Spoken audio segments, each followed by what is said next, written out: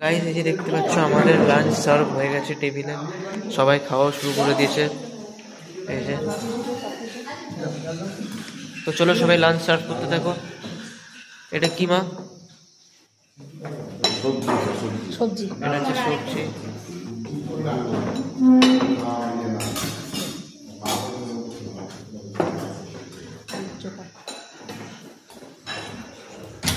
এটা হচ্ছে আলুর চোখা গাইস।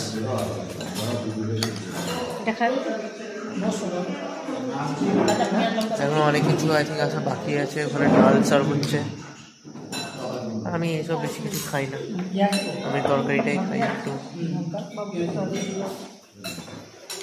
না মামা দিও না দিও না দিও না। তো চলো আমি খাই না, তো মামা বলে টেস্ট করে দেখতে। চলো টেস্ট করে দেখা যাক। আর এখন আমরা লাঞ্চ করে যাবো আড়িতে।